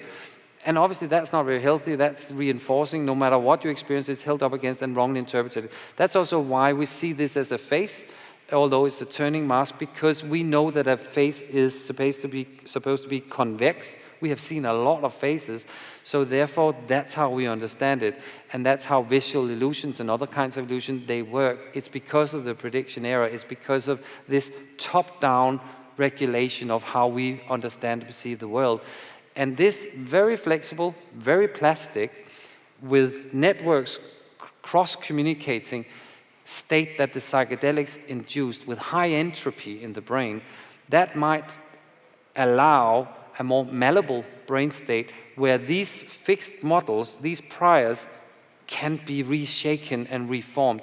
And so that instead of having a top-down, you have a bottom-up, and then it might stiffen afterwards, but then you have changes that seem to be lasting, and they do last much longer than the pharmacological presence of the drug. Psilocybin is out after a day, so is LSD, so are all of them. They disappear out of the body and out of the brain, so they're no longer present, but you still have therapeutic effects in all these different trials for much, much longer. It's not that it's for everybody forever, not at all. It might be that you really sort stuff out with a few people, but at least for weeks, if not months for most people, that's very valuable. That's why these paradigms are interesting. And one of the reasons might be some of this. There's already some data to support that there might be a bottom-up thing happening with psychedelic, without going more into details. Then, as a very last slide, before the acknowledgement slide at least, here's a list of some of the work we are currently undertaking at Imperial.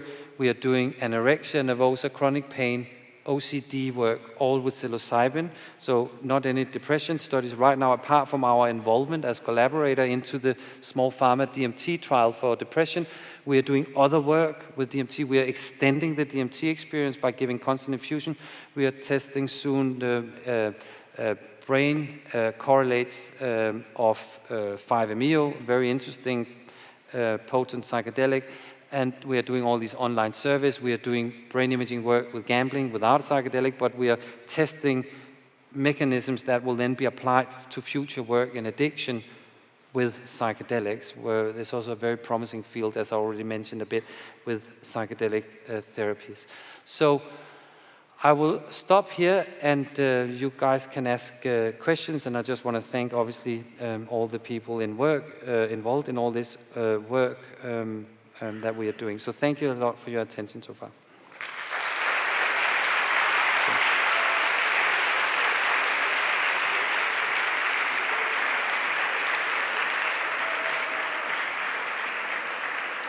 Hello.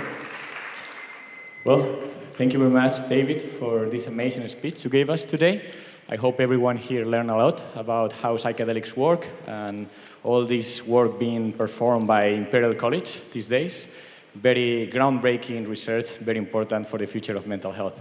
So now I would like to give some of the questions that came through the internet to David, and after a few of those, we will give the stand for you, for all the attendees, so you can also ask questions in the microphone. But first of all, a question that has been shown quite often in the internet formulary is regarding the mystical experience. Because as you were saying, there is having this experience is a predictor of a good outcome after the therapy. Meaning that if you give the same dose to two persons, the person that is having the experience is going to improve much better than the person that is just having the effects but not reaching that point in the experience. So, in your opinion, what is going to happen with all these companies nowadays trying to develop psychedelics that doesn't give you the psychedelic experience? They target similar receptors, but they don't deliver the experience. Do you think it's possible to have good mental health outcomes by having non-hallucinogenic psychedelics? To the first point, when you say that some people might get the same dose, one of them might have a psychedelic experience, a profound mystical type experience, one might have a more subtle experience, they were given the same dose.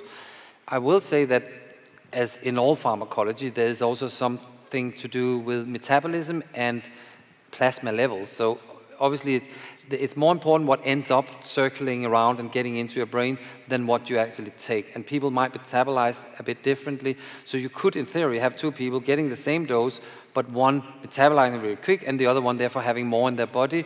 They might then, so basically if we just did that and say, okay, that points towards that the mystical type experience is important, but it could also be that the person who just had the same dose but actually have different plasma levels, so it's still biology and it's just associated with a more mystical type experience, but actually there's more in their body and brain. So that doesn't actually rule out that it could still be a complete effect of the presence in the brain and blood and body of the drug and the biological effect with ignoring the mystical type experience.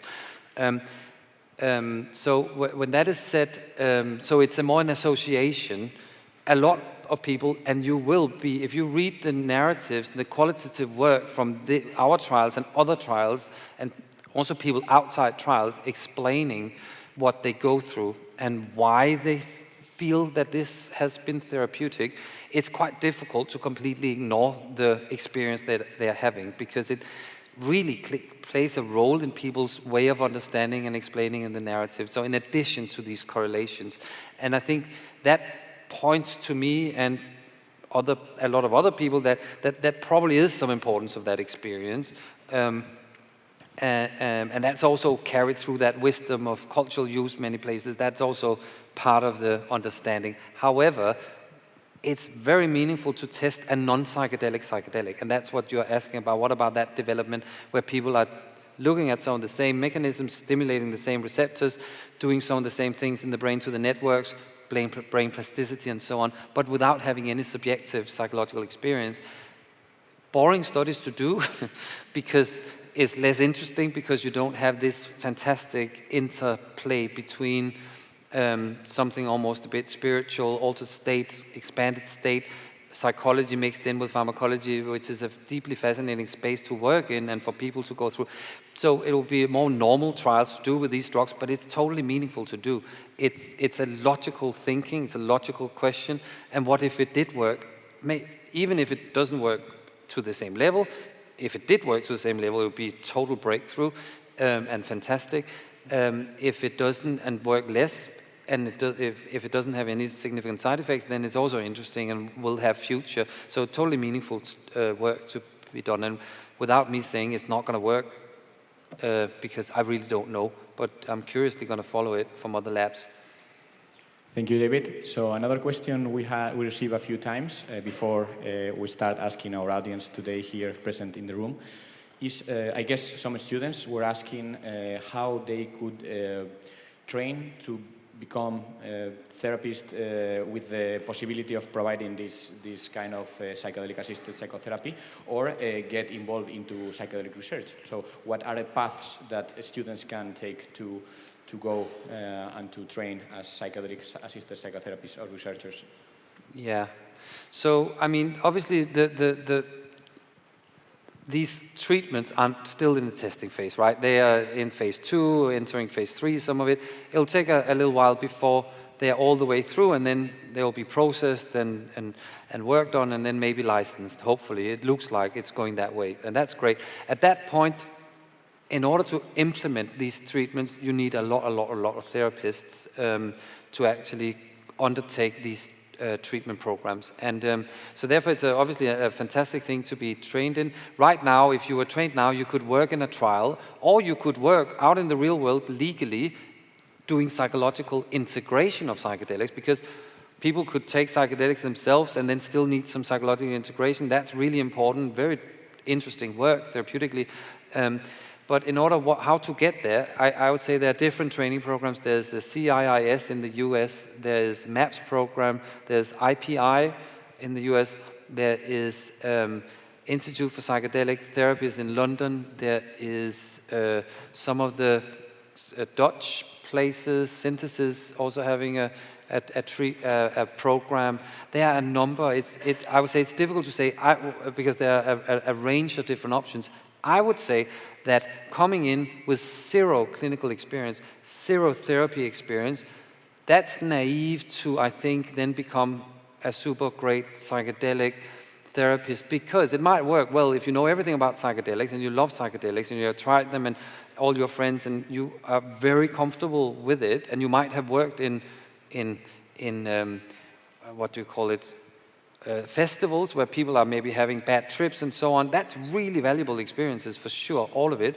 However, when it's quite complex mental health, and you might have people who have a lot of trauma coming up, they might have even some kind of tricky memories. I had that on a slide, could be false hidden memories. You can have people who become really anxious. You could have, a lot of different things can happen. There, I would say clinical therapeutic experience from whatever sides of mental health is very, very valuable. So it's easier to build on psychedelic additional practice and experience onto existing experience from mental health work with therapy. So whatever kind of mental health experience professionally, whatever kind of therapy is going to be deeply useful, because you will seen a lot of clients, seen a lot of patients, seen a lot of conditions, seen a lot of states of condition, seen them at a lot of different states, been used to work with people with complex mental illness, and that is what is the most valuable part, no matter how you're looking at it. And you will have a lot of people when it's totally unregulated, in the dark, underground. There will be great therapists doing that, but there will also be some who are not very experienced enough with complex things, and they are not monitored. There's no safeguarding. There's nobody to support them, no supervision, because it's all in the gray. So it's a tricky time for some of that, because some of that will go wrong. A lot of it will go well, also because most experiences, most therapy sessions are beautiful.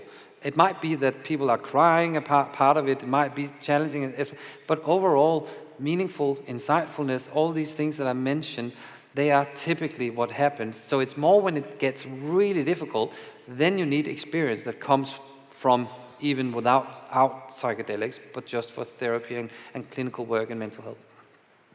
Thank you very much, David. Now, if anyone has a question, we can go with the microphone too.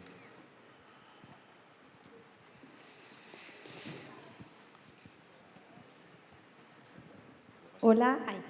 We want to prioritize questions from medical students, if possible, given we're in the medical faculty. Great. Hola. Først og fremmest mange tak. Selv tak. Bueno, Danish. I have two questions. The first one is, we heard that in comparison to many other drugs, and especially SSRIs, psychedelics have not any relevant or not many relevant physical side effects, and not many relevant long-term psychological side effects. Although MDMA can produce some anxiety days after intake, what about long-term cognitive effects? Are there any long-term cognitives? I mean, it is under psychological, but could there be, and is it being researched, studied, if there are any long-term cognitive effects? And the second question is whether it will be allowed someday to be used out of controlled environments, out of hospital. Like, I mean, if I'm understanding it right now it is only being used inside controlled environments, hospitals or clinics, where the patients take it in front of their doctors and then they go home. Will it someday be allowed to be used like SSRIs? I mean, SSRIs are prescribed and patients buy them in the pharmacy and they take them at home. So actually there are several questions in there. They're all quite important. So ketamine, during the pandemic, there were at least one company in the US who just started sending people ketamine, oral ketamine, with the mail, and then I think they could get some online support. I'm not exactly sure about the details of the model. That's not the direction that I think myself or many others working in this space hope it will go. And for psychedelics, even more tricky than ketamine. That would be very tricky and not very smart. So it's not to say that because I'm a clinician and I'm working scientifically with it, I'm there to say who is then supposed and what are the clinics. It already exists outside the clinical, but that's in the most, in Holland, you have retreats, it's legal. You have organized retreats where you have different professional people working that are quite experienced with this, and people who are healthy and just want a mind-expanding, self-development type experience and so on, they can go there legally and have a guided, supported thing using a lot of the same things that are used in these trials. So that already exists. You can also do it here. If you go out to the forest with your friends and eat some mushrooms, you can do that. It's illegal, probably not much going to happen, sort of legal, illegal. I mean, as far as I know, in Denmark, this is bizarre. You are not allowed to hold such a drug. So if you take the mushroom, then it's illegal from here to here. When it's in you, it's not illegal anymore, and it's as long as it's still sticking in the ground. So if you eat it from the ground, it's actually still legal in Denmark, as far as I know, which is completely random. So it already exists. In terms of being psychiatrists, the clinical development, pharma, they're focusing on mental health because so many people are struggling with so many conditions that the focus and the development and also the whole regulatory system is used to facilitate treatment development for illnesses. So will it also be developed and legal for that? More is a more political thing and a regulatory thing in terms of law. Do you want these drugs to be legal? Do you want these drugs to be decriminalized? If that's the case, as is the case for psychedelic truffles in Holland, then you can open treatment centers, retreat centers, and so on, and then people can access it. If you did the same law in other countries, that would be possible. In Portugal, you have decriminalized in 2001 or something like that, all drugs. That means that if you have your own psychedelic dose, it's not illegal for you to hold it or take it. You are not being criminalized for doing that. But the therapist can't give it to you. But then you can see that's a gray zone. But that means it's still not illegal to do it. And you can still set up a therapy practice where people maybe bring their own psychedelics and so on. So will it one day? You can see it already exists in different forms. You have Oregon, Denver, you have different activities happening in the States, different changes. Uruguay are going in the, I think, Portuguese model. A lot of things happening around the world. These things are changing these years, not just because of psychedelics, but also because war on drug didn't really work. You had The Economist last week where it says legalize cocaine. I was like, what, in The Economist? And that, yeah, anyway. So things are happening in the drug space and probably quite timely to rethink a lot of this.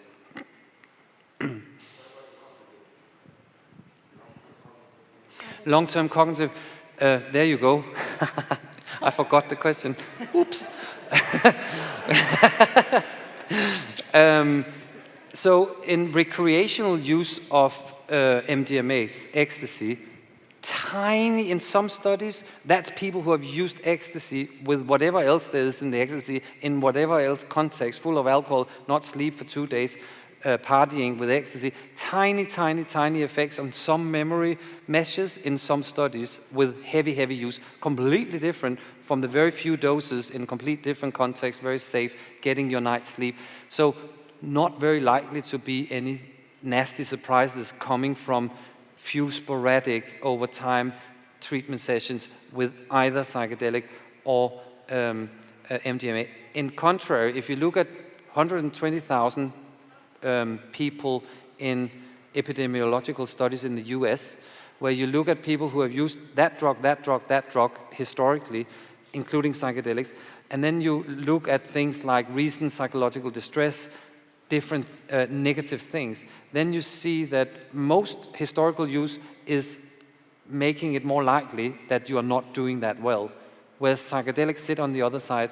It's not to say that psychedelics are protecting you, but I would say the data is really not very concerning in terms of long-term, even out in the wild. Thank you. Anyone? Yeah. Thank you for the talk. It has been fantastic and a great eye-opener for me. I've got two questions. One of them is from the previous comment you have done previous to these questions. Regarding the clinical setup in the doses moment, obviously the clinical psychological accompaniment over the weeks or over the months is going to be necessary for these kind of experiments. But one of the things I wonder is how these psychedelics work in the very moment in where they are having the maximum effect, 2 hours after the doses or whatever. The clinical setup is a passive intervention in the meaning that they are only creating a safe place where you know that there is someone there if anything very, very bad happens. Or is actually that the clinicians, the psychotherapeutic labor that there is there, are actually guiding the experience. So how to differentiate the effect of the psychedelic itself just because of the own processing of the people, of the person having the psychedelic, compared to the guidance from the external source? Yeah. That's one question. And the other question is regarding the pharma that are doing now phase 2, phase 3 clinical. I'm absolutely new to all these, so are they using the non-patented molecules, the old-fashioned molecules? How is it going to be working for them? Yeah, it's a really good question, and actually thank you for coming when you are new to it and be curious enough to, and be interested in it. So in terms of the second one, this is a weird field because you're right, they're pre-existing molecules. I mean, and a lot of them come from nature. They have been synthesized, discovered, explained, even recipes of how to make them, obviously published in chemical journals, even 50 years ago, some of them. You have Shulgin, Alexander Shulgin, publishing several books about tons of much more molecules than I talked about here, associated molecules. Some of them also being now explored by companies that I haven't talked about. 2CB is one example, which is a mescaline-like compound. So the companies, so there are different things you can do a business case and patent thing around. It can be the molecule itself, tricky with a compound like psilocybin. That you can't do with the molecules, but you can make it in different ways. You can also deliver it in different ways, and you can, the package around it, and the therapist training, and the music you're using, and the setting you're using, which starts becoming a bit on thin ice, because how can you patent that when everybody's doing similar anyway? But these companies, they are bravely stepping into an untreaded space. It's unprecedented space that you have several companies doing and raising funds to do trials on the same compounds. There's several compounds doing things on the same thing. What if one then gets the license on one indication before the others have completed theirs on another indication with the same compound? Is it then the synthesis process that they're going to protect? What? You know what? I think people who come from venture capital, they are confused right now, because it's a very exciting field that is a magnet towards people and investments, and super hot topic in, you know, on the stock markets and so on, although it has crashed slightly for a lot of companies, general in bioscience, but they are confused because of this. Who will they successfully be able to protect? Will they not? It will have to be tried out, because they're untreaded territory. So, but it's happening, which is beautiful that it is happening. Whether they will, you know, which one of them will potentially be successful? Will some of them be eaten up and bought up by big pharma? I think it's gonna happen. There's a movement already. I think early days for that, but I think it will happen. So they won't all survive. And then some of them are trying to make, and this is where I start becoming a little bit like, okay, you know, so instead of a 4-hour MDMA, which is normal MDMA, oh, but then it might be cheaper and smarter if it was just lasting 2 hours. Fair enough. Then then they fiddle around with the molecules. Then they can, of course, license that, or they can try to take the ketamine. You know, you had right and left S and R ketamine. In the racemic, normal, good old ketamine. Then you have Janssen saying, okay, we just take that one because it has high affinity for the NMDA receptor, and it might have a bit less subjective in the dose needed, because if it binds more and we think the therapeutic action is through that, then you can give a lower dose and therefore might have less subjective.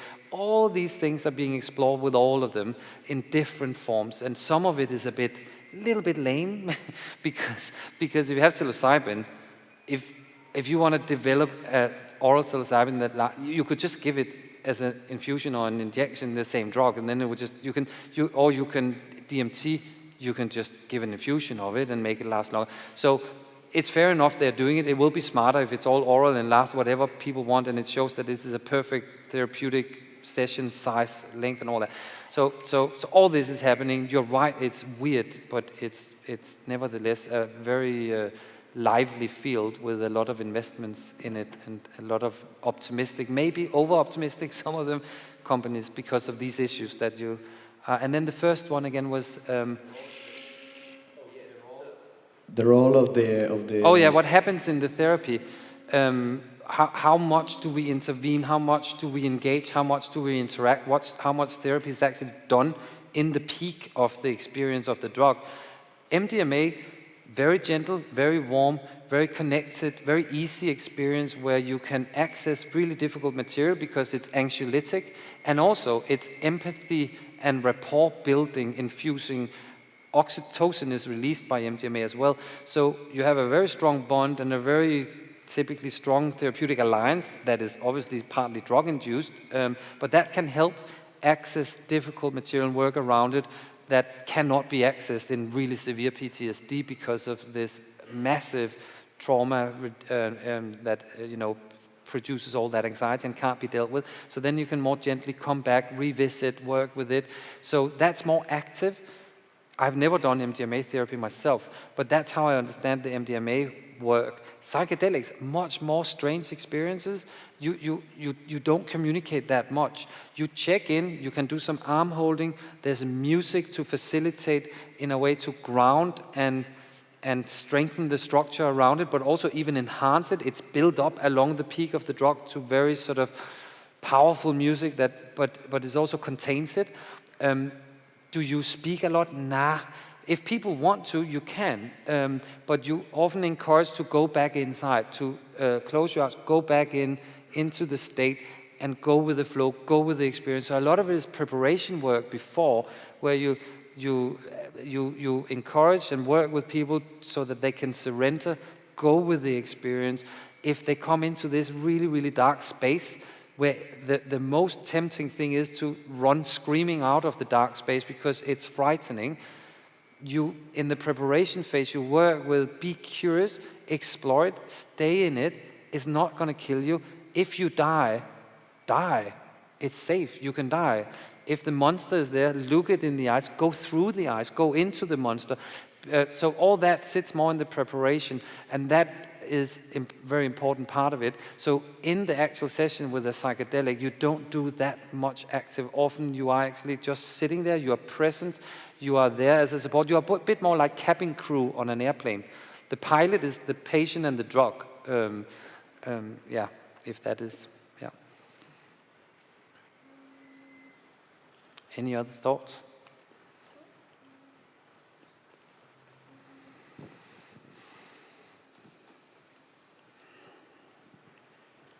Hi. Well, again, thank you. It was absolutely interesting.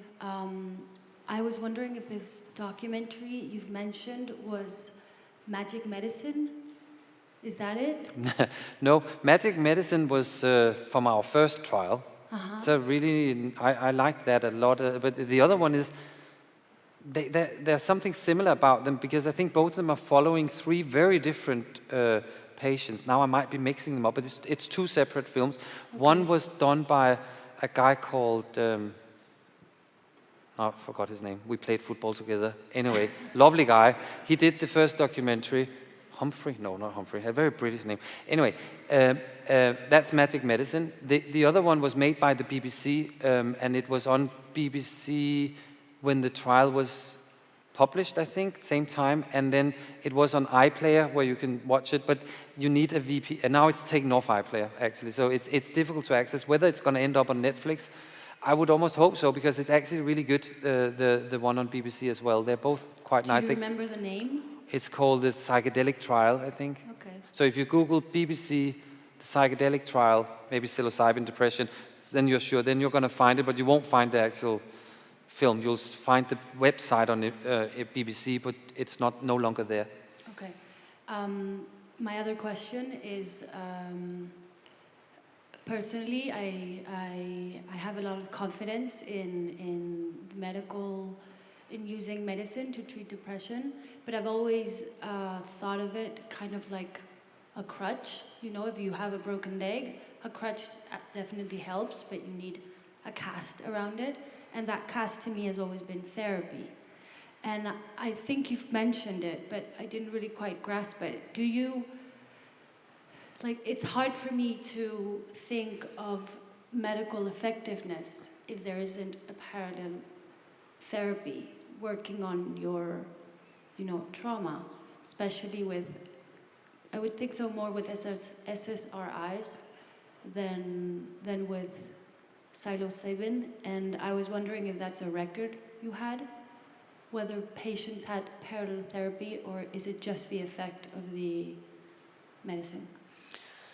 Yeah, so you're right. So SSRIs are often used without anything, just that, right? Sometimes people get talking therapies, and there actually are studies that can be, what do you call it, when you have more than 1 + 1 is more than 2, additive effects. There are some few studies showing that the combination is actually maybe, because SSRIs to some degree are also facilitating some degree of plasticity. So it's a sensitive state the pharmacology is inducing, and then whatever you do around it in terms of psychology that is, supportive and productive in terms of psychological methods can then have an extra value. For the psychedelics, it's an early phase in terms of Western medicinal model of psychedelics. So right now it's mainly being tested with quite limited psychology. And that's not because people can't see that it would be much better to integrate it into proper talking therapy and then come in with the psychedelic at some point where the therapist and the patient can see this is the right time to come in with this experience. That's probably how it's going to be in the future, hopefully for a lot of patients. Right now it's more like a little bit of psychological preparation, as some of what I just talked about, and then some support or cabin crew facilitating support during the experience, and then some psychological integration, just a few sessions typically. If people really struggled, there will be need for more integration and then more integration. It should be flexible in these trials so you can give a bit more integration. But it's not that it typically comes with a substantive package of proper talking therapy.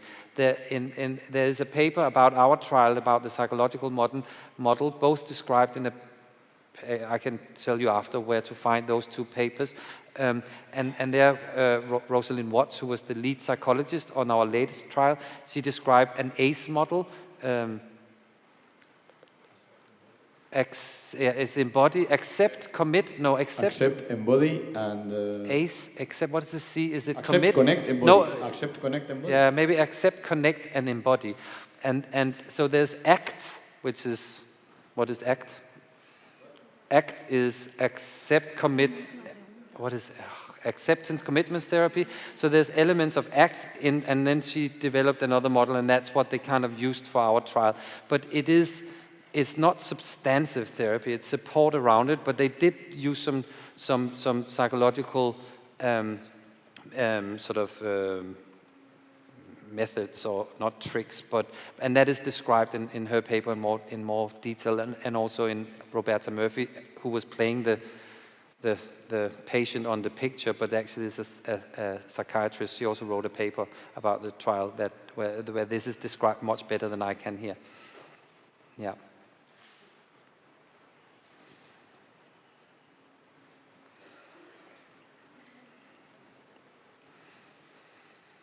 Os aviso que también en la página web de INAUE ahí hay recursos donde podéis encontrar más información.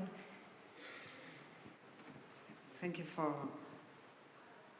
the talk. I would like to know, because nowadays there are therapies that are treated with microdoses of psychedelics for long term.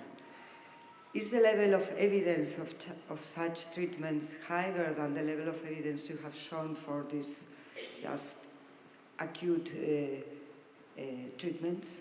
Yeah, so what I have been focusing on here is the full dose, few sessions with some psychological support, and the other model with psychedelics that is quite popular these days is to take repeat tiny doses, what is called microdosing. So that is taking 5 to 10% of a full dose and take it 2 to 3 times, typically a week, or maybe sometimes 4 days in a row and then 3 days break.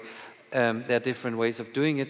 And people report, if you hear the anecdotes and you read books, listen to podcasts, read on Reddit, wherever you seek the very anecdotal evidence, you see people explaining that it helps the depression, it helps the anxiety, it helps their addiction, it helps their ADHD, it makes them more creative, it makes them better parents. It's pretty magical. It does everything.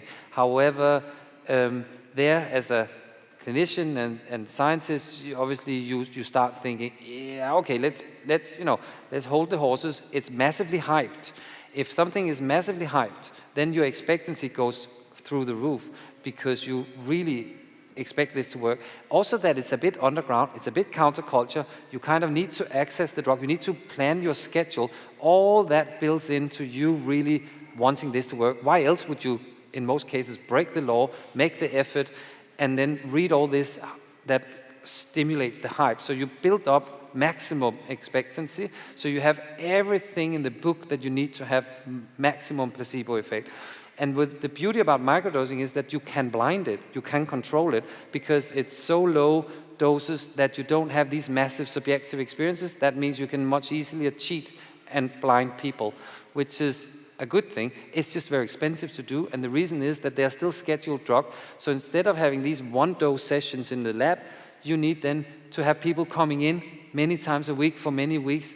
Really expensive, really inconvenient. If people work in Google and they take this to be better at developing something cool for Google, they don't want to come into a boring lab, sit for 6 hours on a non-happening dose because it's illegal to take it at home. So it's difficult to do the trials. There are now trials being done in a few places in the world where they have been allowed to give people a few doses, in New Zealand, Australia, I think, and different other places, which is great. Then it can be studied better. And in in Chicago, Professor Harry DeWitt recently did a study with microdosing where they did it twice a week for 2 weeks. So that's still repeated dosing. It's not for a long time, but at least it's a bit better than a single dose. And they blinded that, and that was a really cool study where they basically told people you can get, it could be opiate, it could be cannabis, it could be a stimulant, it could be a benzo, so they could be everything. So they were, as maximally confused as you can make people and have ethics approval to do it. And they were all given microdosing, and it showed nothing. It showed nothing above placebo. Even in a relatively high microdose, 26 microgram of LSD, it didn't show much at all. We did a study where we didn't do that complicated lab study. We basically cheated people. We made a platform where people could blind themselves. So they had their own planned microdosing regime. Then we created a manual that they could follow. Then they needed some envelopes, some capsules, some QR codes, plastic bags, a lot of things. And if they followed that manual, they would end up with some envelopes with the real microdosing in. Each envelope was for 1 week. And then we'd end up with some other envelopes where there were fake placebo. And then they could do that again on the other side of the planet. And then they would just link to us in an online platform. They could scan in the QR codes from their envelopes, and then we could see what they were doing, but they couldn't. They didn't know if they didn't cheat. And when we did that, we saw the same thing. We saw that people massively improved on everything, but so did they if they took placebo. And we could also see that the people who took placebo and incorrectly guessed that they had taken a microdose, they really improved. But the people who took a microdose but actually wrongly guessed that they took a placebo, they didn't improve much. So it was 10 times more predictive value in what they thought they took than what they actually took. That stinks of placebo and expectancy effects. And I would say right now the microdosing evidence is weak for anything beyond placebo. It doesn't, I will not rule it out because I could be proven wrong. And in a way I hope I'll be proven wrong, but we just need trials that are convincingly designed, and you test for expectancy, you test for blinding, and then you look at the data. And if that shows significant effect on anything, for anything relevant beyond placebo, great, but that's not where it is right now. Okay, one last question, David. I feel fortunate now. Thank you for coming. Very excited about this. My question is, so we have right now the legal drugs such as antidepressant that people take daily to overcome depression, anxiety, and so on. And then we have psychedelics, like with 1 dose or 2 doses, people improve significantly. And of course, that is a problem for pharmaceutical companies in terms of benefits. People spend less. So have you felt this as a challenge to push research into psychedelics? And also, do you think this might be a problem so that pharmaceutical companies try to find an in-between solution combining psychedelics and antidepressants that people take daily in order to have more benefits? Yeah. I somewhat share your concerns a bit that could easily be something that some of them would like to do for their business models. Most companies obviously have a goal to benefit patients, and all these companies who have stepped in from new started small companies with funding, often some of it from cannabis world, where they might have been earning money early on, and some of these companies, or just bringing investments in, they are there just to develop these ones. And at some point, they need a lot of funding to do them all the way through. They will have to figure out as well how to trim the model a bit, how to do maybe shorter experience, less therapy time, But but that's the case in healthcare in general, that some things are just too expensive. So you need to try and trim and test. And you can probably trim, I think, you can trim way too much on this model, and then it starts not becoming completely safe and not particularly ethical and not best for patients. But it will be trimmed by a lot of different industry partners. And when the big pharma comes in, yes, they will try and trim it. But then hopefully there will be others who will stick stubbornly to the model, in the more old school model with psychedelics, and hopefully there will be enough customers for them to be able to provide such services. But yeah, I somewhat share your concern a bit. Ketamine is actually a very good example of what you're saying. Ketamine is in between, so it's being used in a series of doses through weeks as an ICRR. So it's the same. They're using this blended model, and it's a trick by this industry as well to keep doing it. Yeah, and there's data to support that if you give ketamine daily, it's actually going to start doing the opposite. It's going to be really tricky. First of all, people can develop dependence to ketamine. You will have some of the opposite effects on cognition and mood. It's very tricky. For ketamine to work, it seems like you need a burst of glutamate for it to work. We don't know as much about psychedelics, but people don't take psychedelics every day. If you take LSD every day, it simply won't work at all, because the tolerance is massive, so it simply won't do anything. DMT, much less tolerance. We don't understand why, but that will work more if you take it regularly. People don't want to take a DMT experience every day, I can guarantee you. Ketamine is a problem for some people, where dependence and misuse and massive doses, and then it really doesn't work and can do a lot of harm. So those models should be quite protected, and people should be following quite strict regimes, I would say, and with the support around. But yeah, ketamine is a weird one because it's done completely without psychology sometimes, and now more and more with psychology because it's in a way borrowing from the psychedelic model. Which is interesting to see whether that enhances the effect. Well, thank you very much, David, for your time. Thank you very much for this nice discussion and for your time here. And we have more questions in the web, but unfortunately we don't have time enough. So I just want you a really nice evening, and thank you very much for being here. Thanks for being here. Thank you very much, David. Thank you. And sorry about the slides. The blackout. Okay.